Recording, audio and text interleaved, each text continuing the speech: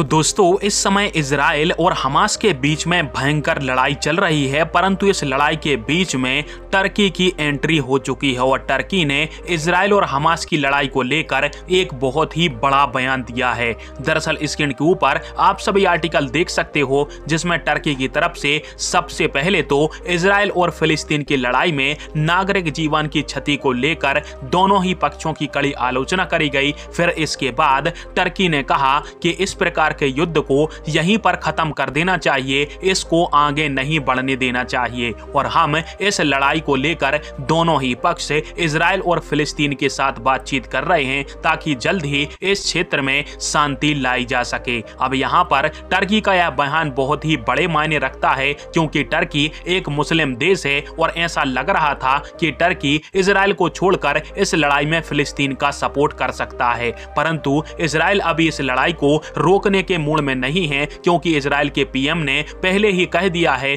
कि जब तक हमास के सारे लड़ाकों को मिट्टी के अंदर दफन नहीं कर देंगे तब तक इजराइल इस हमले को रोकेगा नहीं। परंतु टर्की का जो रुख इस लड़ाई को लेकर सबके सामने आया है वो वाकई काबिले तारीफ है क्योंकि टर्की कह रहा है कि इस लड़ाई को हम और आगे बढ़ने नहीं देंगे और इस लड़ाई को खत्म करने के जो भी हमसे मदद बन पाएगी वो मदद करने के लिए हम तैयार हैं। पर आप सभी को क्या लगता है और क्या इजराइल और फिलिस्तीन की इस लड़ाई को शांतिपूर्वक तरीके से शांत कर लेना चाहिए या फिर इजराइल जो कह रहा है कि जब तक हमास के सारे लड़ाकों को हम खत्म नहीं कर देंगे तब तक इस लड़ाई को नहीं रोकेंगे, तो क्या इजराइल का पक्ष सही है? कमेंट बॉक्स में फिर आप दीजिएगा। वीडियो देखने के लिए धन्यवाद। जय हिंद, वंदे मातरम।